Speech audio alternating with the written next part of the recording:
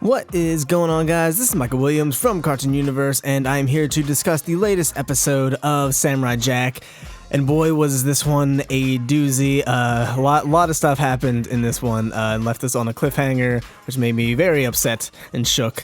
But yeah, so we're just going to kind of talk about what I think is going to happen moving forward from this episode. It was a really intense episode in a lot of different ways. So this is the first episode of the season since the reboot that we actually see the Scotsman in action. He actually got an army together, which I predicted was the case, to basically fight Aku at his lair, which was a very poor decision. I don't know why he thought that was a good idea. I guess he thought if he had enough manpower, he'd be able to take him on. I don't know why it took him so long to try this. I guess he was just waiting for some of the humans to get cleared out or something. I'm not really sure, but we know that the Scotsman has been an enemy of Aku since the original series, and it's just so great. He's still his old Scotsman self. I love it, and he's been getting busy, boy. He has like an entire army of children somehow. I don't know how that even happens. Maybe that's why he's in a wheelchair.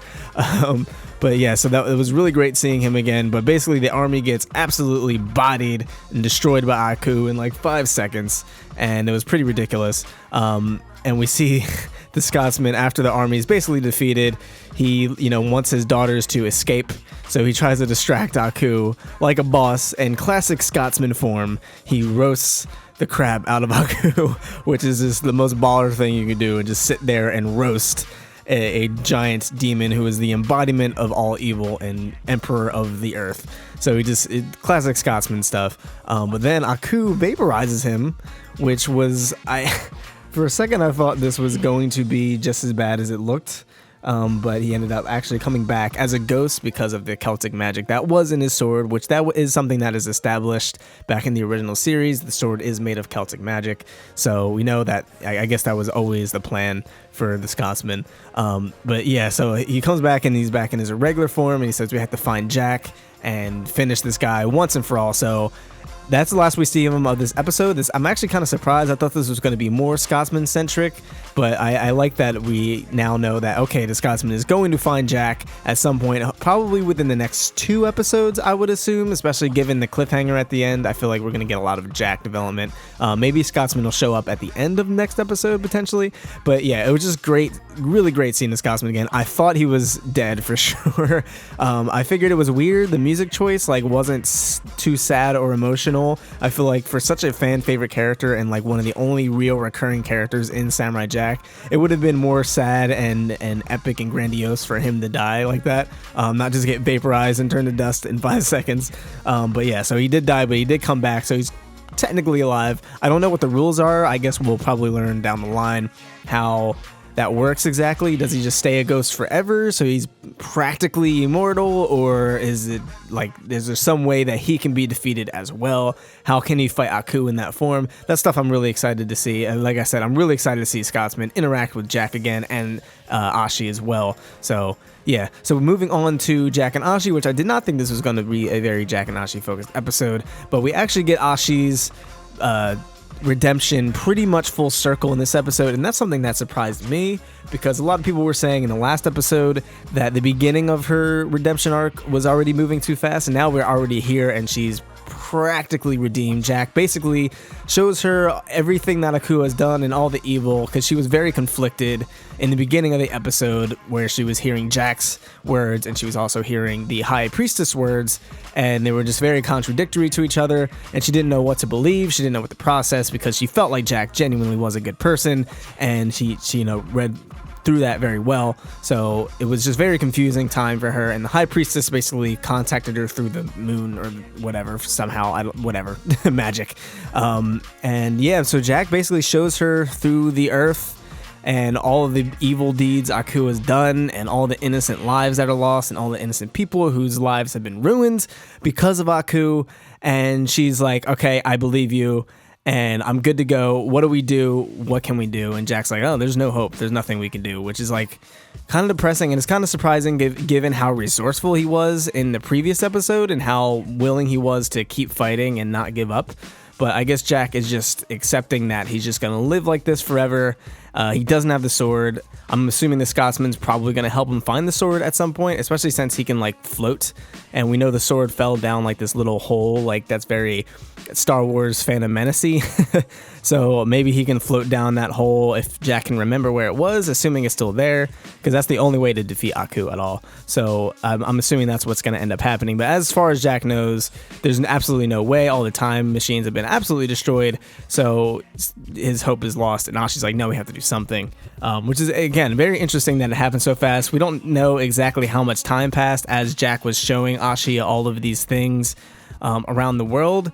It probably wasn't around the world, but around a general area, wide area of places. We don't know if it's been days or what, weeks. So I guess the time that it took in the canon universe is almost definitely, it is longer, but like it's a more reasonable amount of time for Ashi to kind of change her mind, rather than for the audience is like 5 minutes.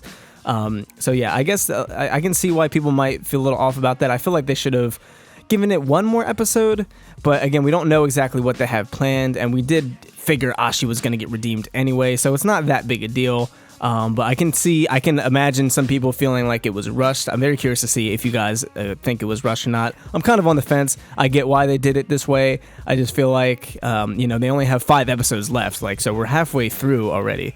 So I get why they have to sort of move some things along relatively quickly. And again, if we give the time that it took for Jack to show Ashi all those things, and the time that it took for her to process all those things, it probably makes more sense than it seems like at face value. But yeah, so basically there's this creature, this Mr. Meeseeks looking guy, Sesame Street crossover, under this rubble, and he's like, oh, they took the children and you have to do something. They went to this factory thing. So Jack and Ashi are here. Ashi's a hero now. Ashi is Jack's partner, and they go and try to save the children, and they are getting absolutely bodied. Basically, they mind controlled the children into these zombie-esque creatures to attack Jack and Ashi. And of course, they're not going to fight them because they're children. So Ashi ends up going one way, Jack goes another. Jack is just trying to fend off these children without actually hurting them, because he figures they are brainwashed or mind controlled or something, which ends up being the case. And Ashi is just trapped in this really brutal looking contraption. I can't even describe it. That's basically squashing her hands and feet and just absolutely getting tortured by this guy who's shocking her. And he talks about mind controlling children and how easy they are and how stupid they are to brainwash and make into violent weapons. And of course, that strikes a nerve for Ashi, which is very interesting.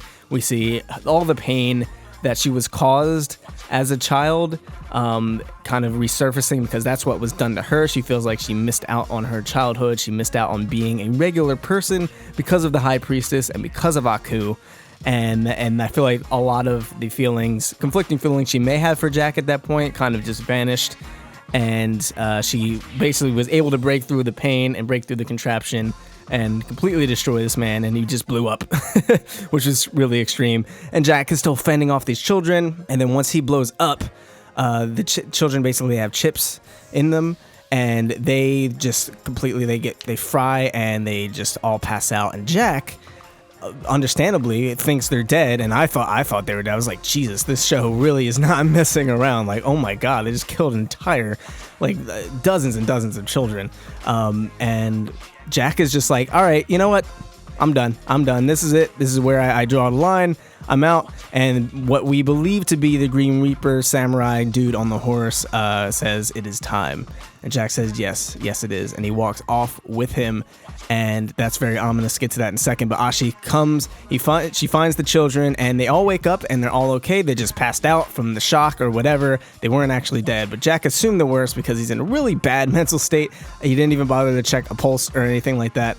He just assumed that he just failed. He's in a really bad place where he thinks he's failing his purpose and he's failing his mission. He feels like a disappointment to the Earth that he isn't able to defeat Aku, even though, as the Scotsman stated, he's still a symbol of hope for many people, which is very interesting. After all these years, after 50 years, he knows that Jack is out there, and he knows that people are still really inspired by Jack, which is really something that is poignant, because Jack sees himself as such a complete failure, and yet the rest of the world is still hopeful that Jack will be able to defeat Aku one day and take away all of this pain that he's caused them. But yeah, so she finds that the children are awake, but she can't find Jack, and she's like yelling, "Where, Jack, Jack?"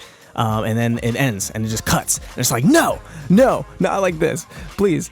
So Jack, I'm assuming that's what that is symbolizing. I'm assuming, as we have stated, or as we saw in the first few episodes, Jack was contemplating suicide. He was like, you know what, I don't want to live like this anymore. Our ancestors are waiting for us. Let's just join them. And I feel like that was the last straw, like seeing an entire group of children as what he thought was dead, and kind of feeling like it was his fault, and he brought this upon these innocent children. That was like the last straw. He was just like, you know what, I'm done. This is it. It's a wrap. It's been real. GG's. I'm out. And he sees the Grim Reaper. Whether the Grim Reaper is actually a real thing or it's just part of his imagination, part of the death that's calling him, is yet to be seen. But he goes with this Grim Reaper-esque character, or whatever this character is.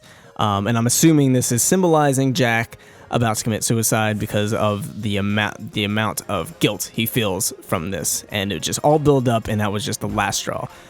It could mean something else. I'm not sure exactly what, but I feel like that's what it's really strongly hinting at, and I feel like that's what's been strongly hinted at since the first episode of this season.